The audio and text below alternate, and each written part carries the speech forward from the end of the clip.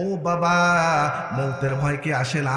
এখনো কি তোমার সময় হয় না? কখন যেন মালাকুল মৌতের ফেরেশতা তোমার দরজায় করাঘাত করবে তোমার কিন্তু জানা নাই। ইমানদার মুসলমান ভাই, আমি অনুরোধ জানাই, আল্লাহ পাক রব্বুল আলামিন অল্প সময়ের জন্য এই দুনিয়ার জমিনে আমাদেরকে প্রেরণ করেছেন।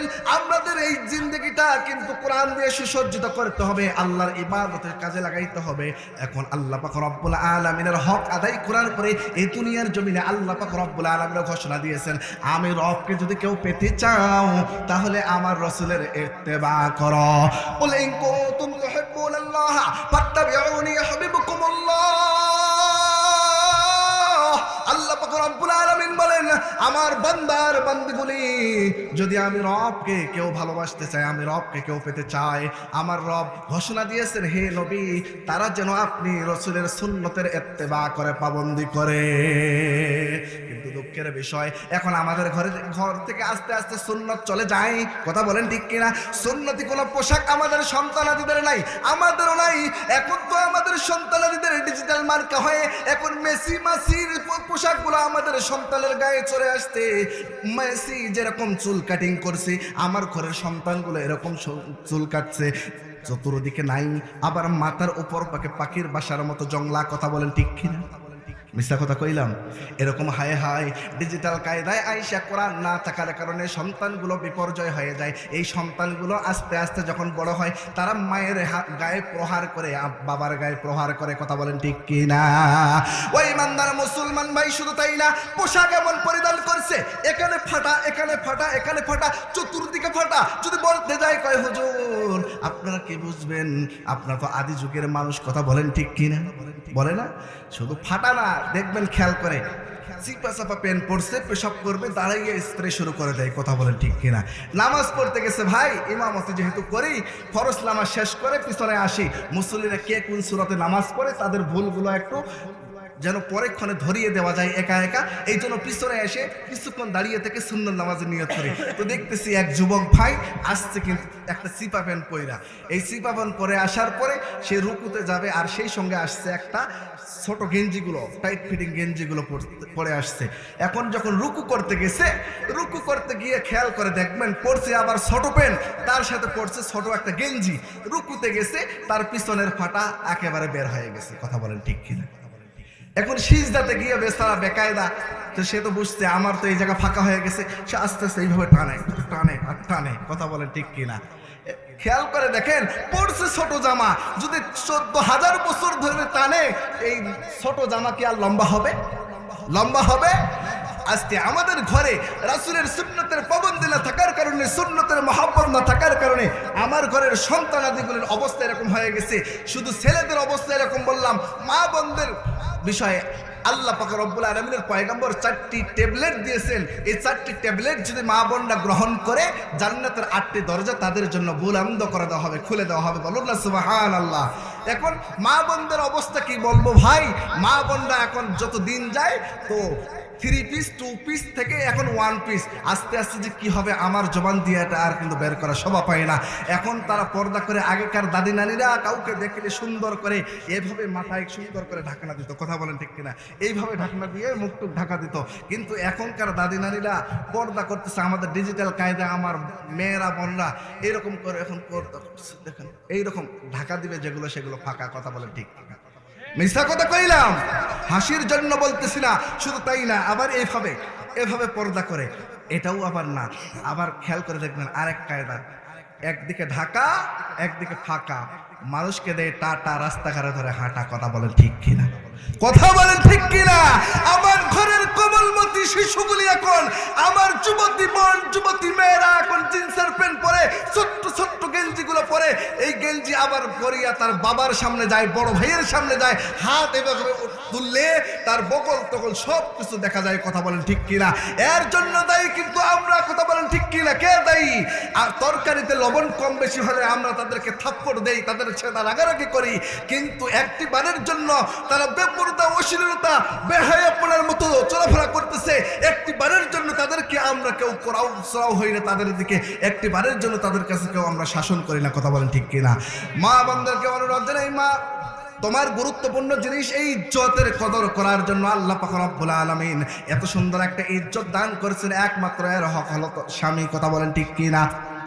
এই সুন্দর চেহারাটা অন্য পর পুরুষকে দেখার জন্য না, এটা তোমার স্বামীর হক, তোমার স্বামীকে দেখানোর জন্য। কেন তুমি তোমার এই ইজ্জত দামি জিনিসটা আজকে অপর পর পুরুষের মাঝে বিলীন করে দাও? আজকে যদি কোরআন সিনার মধ্যে থাকতো তাহলে কখনো আমার ঘরের মা বোনরা, আমার ঘরের যুবক ভাইরা এ কাজ করতো না। কোরআন এখন ঘর থেকে দূরে চলে গেছে। ফজরের নামাজ যখন তেলাওয়াত, ফজরের নামাজ যখন শেষ হয়ে যাইতো, আগেকার দাদি আর নানিরা সুন্দর করে কোরআনুল কারীম তেলাওয়াত করতো, কিন্তু এখন আর কোরআনুল কারীমের আওয়াজ আসে না। এখন কটকটির আর ওই যে আপনার পাখির স্লোগানগুলো ঘর থেকে বের হয়। কথা বলেন ঠিক কিনা?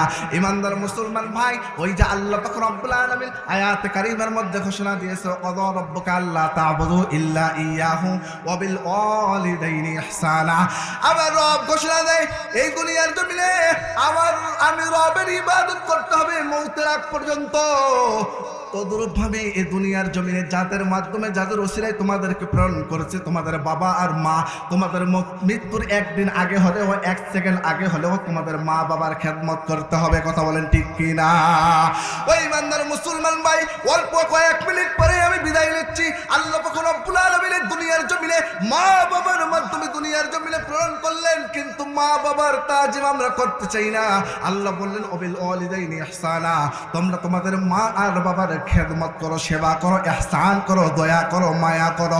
কিন্তু যাদের মাধ্যমে, যাদের শ্রেষ্ঠকে আসলাম, যে মা 10 মাস 10 দিন গর্ভে ধারণ করে আদর সোহাগ করে লালন পালন করে বড় করে তুলল, মায়ের গর্ভে যখন আমরা ছিলাম, মায়ের খানা খাইতে বসতে আমরা এমন জোরে লাথি মেরে দিয়েছি, মা পেটটা চাইপে ধরে ওয়ালের মধ্যে পেটে লাগিয়ে দিয়ে খানার লোকমাটা দূরে ফেলে দিয়ে চোখের পানিগুলো অজরে ফালাইয়া ফালাইয়া মা আল্লাহর কাছে দোয়া করে, আল্লাহ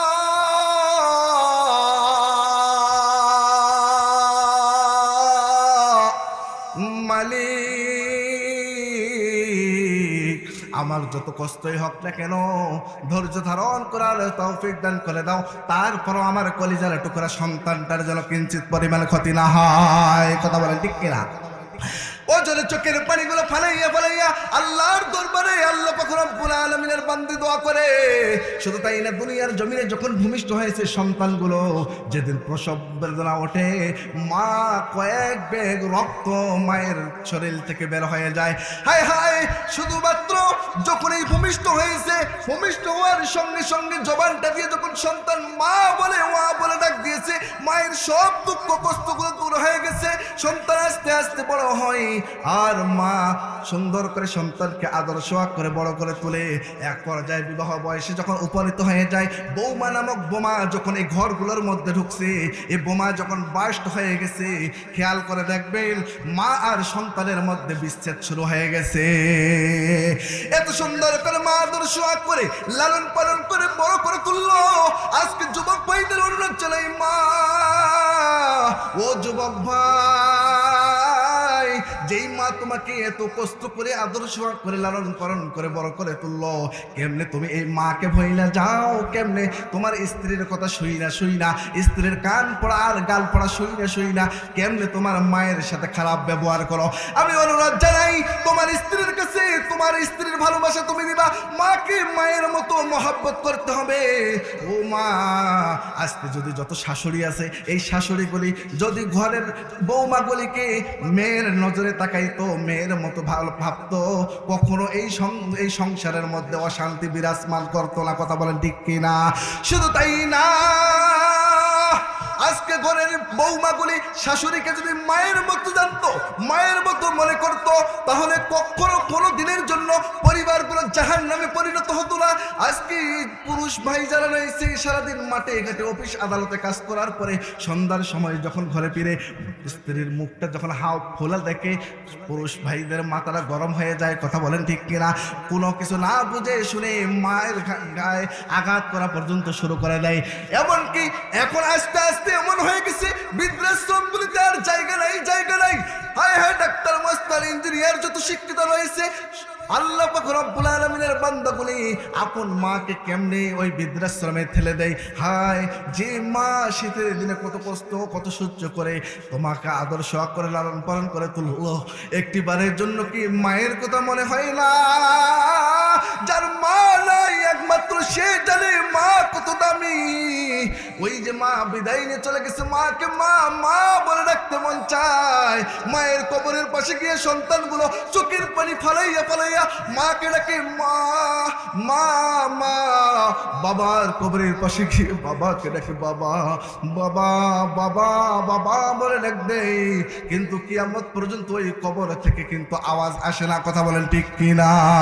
ওই ইমানদার মুসলমান ভাই, যারা আজকে মা বাবার সাথে খারাপ ব্যবহার করে, আল্লাহর পয়গম্বর ঘোষণা দিয়েছে হুমা জান্নাতুকা ওয়া নারুকা, তোমার মা বাবাই হলো তোমার জন্য জাহান্নাম, তোমার মা বাবাই হলো তোমার জন্য জান্নাত। শুধু তাই না, আল্লাহর পয়গম্বর ঘোষণা দিয়েছে মায়ের দিকে যদি কেউ একটিবার নেক দৃষ্টিতে তাকায়, আল্লাহর পয়গম্বর বলে একটি কবুল হজের সওয়াব তার আমলনামায় দান করে দেয়। চিল্লায়ে বললে সুবহানাল্লাহ।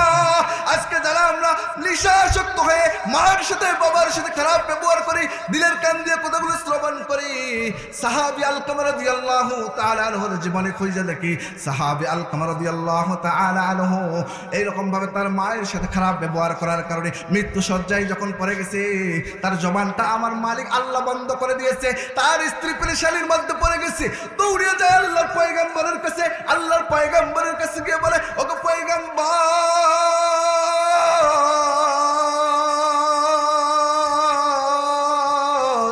আমার স্বামী আলকামা মৃত্যু শয্যায় পড়ে গেছে, তার জবানটা কিন্তু বন্ধ হয়ে গেছে, জবান দিয়ে কালিমা বের হয় না, আর মালিকের নামের জিকির বের হয় না, কোনো কোথায় তো আর বের হয় না। পয়গম্বর স্ত্রী পেরেশানি হইয়া আল্লাহর পয়গম্বরের কাছে গিয়ে এই কথা যখন বলে, আল্লাহর পয়গম্বর সাহাবী বেলাল রাদিয়াল্লাহু তাআলা আনহু সহকারে কয়েকজন সাহাবীকে আলকামার গৃহে আলকামার ঘরে পাঠিয়ে দেন। আলকামার ঘরে গিয়ে দেখে এই অবস্থা, এবং আল্লাহর পয়গম্বর ঘোষণা দেয় তোমরা কালিমা তালকিন করাবা, জিকির করাবা। এইভাবে যখন আলকামার জিকির করার আদেশ করাইয়া দেয় বেলাল রাদিয়াল্লাহু তাআলা আনহুকে, শত চেষ্টা করার পরও যখন ঘুরে চলে আসে, শত চেষ্টা করার পরও হয় না, আল্লাহর পয়গম্বরের কাছে ঘুরে আসে, সকল কিছু আল্লাহর পয়গম্বরের কাছে ব্যক্ত করে, সকল কিছু উপস্থাপন করে, আল্লাহর পয়গম্বর পেরেশানি হয়ে যায়। হায়রে আলকামার অবস্থা এমন হওয়ার কারণ কি? ও ইমানদার মুসলমান ভাই, দিলের কানগুলো দিয়ে শ্রবণ করেন। ঘটনা বলা উদ্দেশ্য আমাদের জীবনের সাথে আমরা মিলাইয়া নেই। আলকামার যখন জবান দিয়ে বের হয় না, আলকামার গিয়ে আল্লাহর পয়গম্বর আবার পাঠিয়ে দেয়, তোমরা যাও তো যাও, দেখো দেখো আলকামার মা কিংবা বাবা, আলকামার মা কিংবা বাবা তারা কি জীবিত আছে না মারা গেছে, তোমরা তালাশ করো। তালাশ করার পরে পাওয়া যায় আলকামার বাবা বেঁচে নাই, আলকামার মা জীবিত রয়েছে। আল্লাহর পয়গম্বর আদেশ করে, তোমরা আলকামার মাকে নিয়ে আসো, আলকামার মাকে নিয়ে আসো। আলকামার মাকে যখন আল্লাহর পয়গম্বরের কাছে নিয়ে আসা হয়েছে, আলকামার মাকে আল্লাহর পয়গম্বরের কাছে আনার পরে আলকামার মাকে জিজ্ঞাসা করে, ও বুড়িমা আলকামা তোমার সন্তান নাকি? বলে হ্যাঁ। আলকামা আমার সন্তান। বলে আলকামা কেমন ব্যক্তি? বলে আলকামা অনেক ভালো একজন ব্যক্তি, নামাজ পড়ে, রোজা রাখে, দান করে। তাহলে আলকামা কেমন ব্যক্তি? বারবার যখন জিজ্ঞাসা করছে বলছে ভালো ব্যক্তি, ভালো একজন, সে আমলিয়াত। এইভাবে মা সন্তান নামে স্বীকৃতি দেয়। বলে আল্লাহর পয়গম্বর, ও আল্লাহর পয়গম্বর,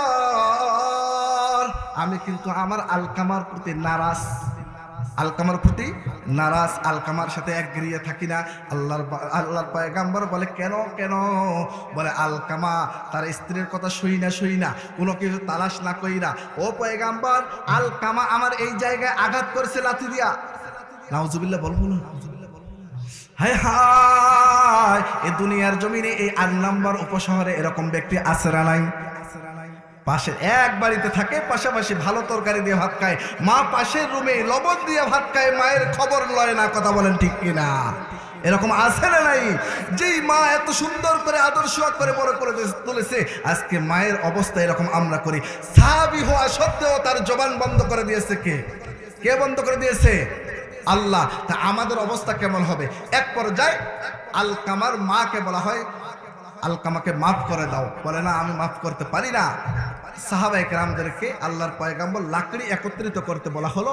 লাকড়ি যখন একত্রিত করেছে, আলকামার মা জিজ্ঞাসা করেছে, ও পয়গম্বর এই লাকড়ি দিয়ে কি হবে? বলে এখানে আগুন জ্বালাবো, আগুন জ্বালাইয়া আলকামাকে এই আগুনের মধ্যে জ্বালিয়ে দিব। বলুন না নাউজুবিল্লাহ। এ কথা শুনছি কোনো মা কি আর ঠিক থাকতে পারে? মা চিৎকার দিয়ে বলে, না না, আমি আমার আলকামারে মাফ করে দিলাম। বলুন না আল্লাহু আকবার। সঙ্গে সঙ্গে আসমানের মালিক আল্লাহ আলকামার জবান খুলে দিয়েছে। সকলে পাঠ করুন, আশহাদু আল্লাহ ইলাহা ইল্লাল্লাহ ওয়া আশহাদু আন্না মুহাম্মাদান আবদুহু ওয়া রাসূলুহু। সঙ্গে সঙ্গে আলকামার জবান দিয়ে কালিমা বের হয়েছে। যা কিছু আলোচনা করা হয়েছে, যেহেতু সময় শেষ, অনেক বড় বড় আলোচনা আছে, সুমধুর কণ্ঠে আপনাদেরকে আলোচনা শোনাবেন। আপনারা মন ভরে উপভোগ করবেন এবং আমল করবেন ইনশাআল্লাহ। মা বোনদের 4টি ট্যাবলেটের মধ্যে একটি বলা হয়েছে, কোনোদিন আল্লাহ সাক্ষাৎ করলে বাকি 3টি বলবো ইনশাআল্লাহ। আল্লাহ পাক আমাদেরকে আমল করার তৌফিক দান করুক। আখিরি দাওয়ানা আলহামদুলিল্লাহি রাব্বিল আলামিন। আসসালামু আলাইকুম ওয়া রাহমাতুল্লাহ।